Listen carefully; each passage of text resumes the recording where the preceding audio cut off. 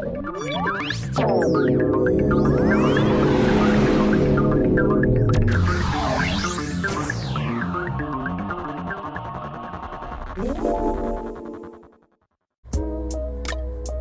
semua, kembali lagi dengan saya Sinta Kevin Evelyn Sianturi dengan nomor induk mahasiswa 420330011 dari Prodi Matematika Nondik 2020 kelas B. Kita masuk ke praktikum statistika yang keempat dengan materi uji normalitas data dan homogenitas varians.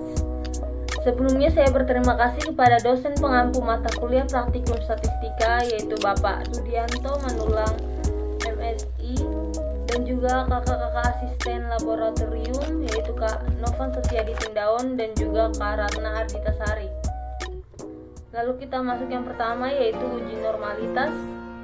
Uji normalitas adalah sebuah uji yang dilakukan dengan tujuan untuk menilai sebaran data pada sebuah kelompok data atau variabel. Apakah sebaran data ini berdistribusi normal ataukah tidak?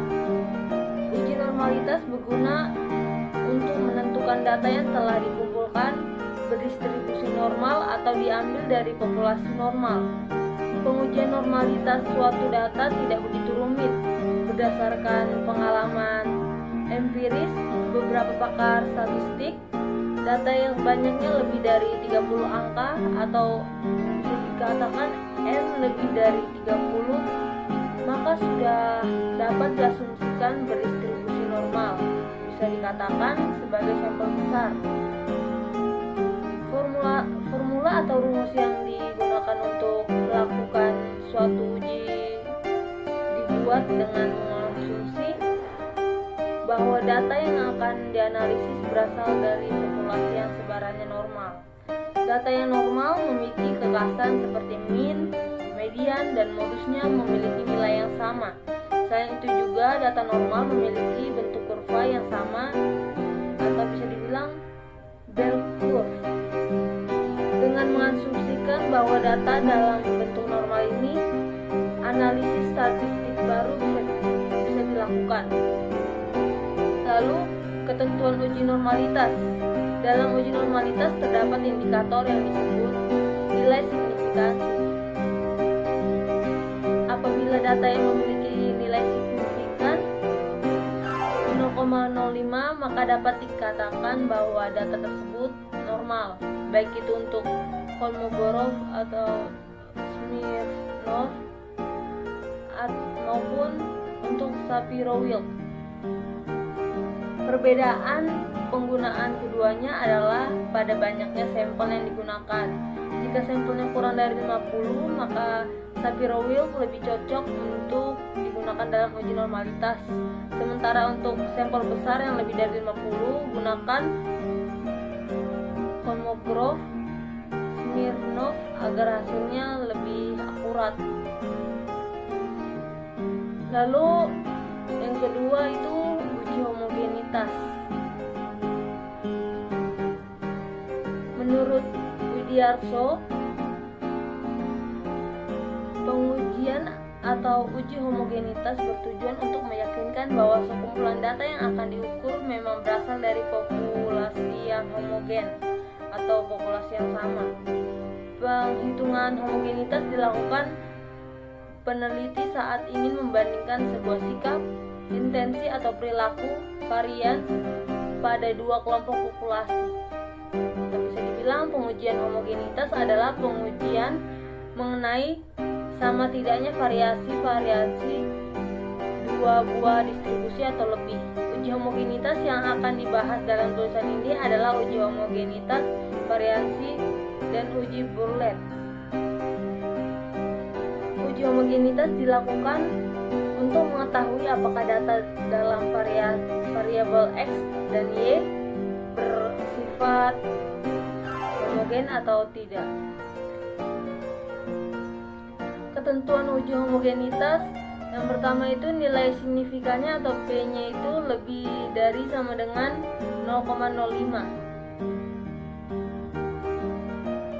menunjukkan kelompok data berasal dari populasi yang memiliki varians yang sama atau varians yang homogen.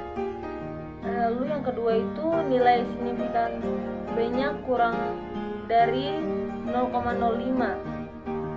menunjukkan masing-masing kelompok data berasal dari populasi dengan varians yang berbeda atau tidak homogen. Lalu di sini saya akan mempraktekkan kedua pengujian tersebut menggunakan program SPSS.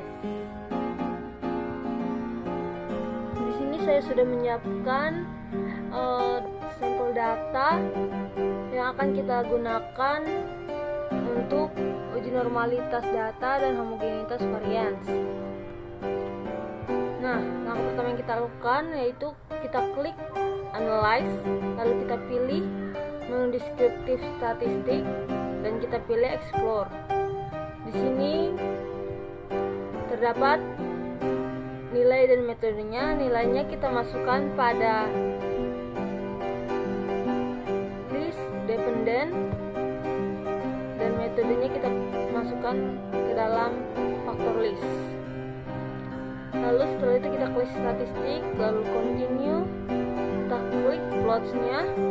Di sini pada box plotnya ini kita klik none, dan jangan lupa untuk kita klik normality plots with test. Nah, pada spread versus level with Levenan test ini kita klik power estimation, di mana power estimation ini yang dimaksud itu untuk uji homogenitas varians. Lalu kita klik continue. Jangan lupa kita klik bot pada box displaynya ini, lalu kita klik OK. Lalu akan muncul tabel-tabel yang terdapat dalam SPSS ini. Nah, kita lihat normalitas dan homogenitasnya. Di sini nilai Kolmogorov, Smirnov dan nilai Shapiro-Wilk-nya, nilai signifikannya lebih dari 0,05. Kita lihat nih kan, karena kalau nilai normalnya itu lebih dari 0,05 berarti di sini nilai signifikannya normal semua. Lalu homogenitasnya,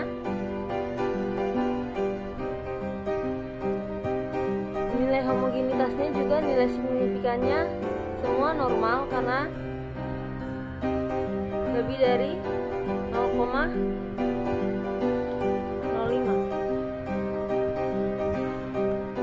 Kita lihat di sini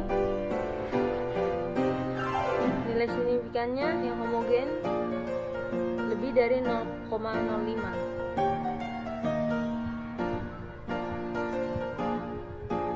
Dan juga kita lihat grafiknya.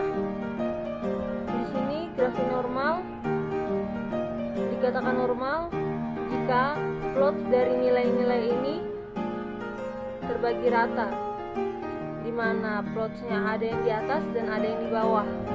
Begitu juga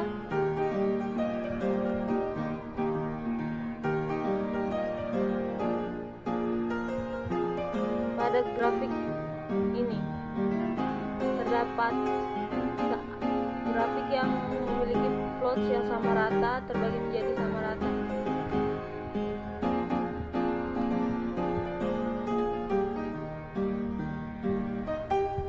Sekian presentasi yang dapat saya sampaikan. Kurang lebihnya mohon maaf, dan sampai jumpa lagi pada praktikum selanjutnya.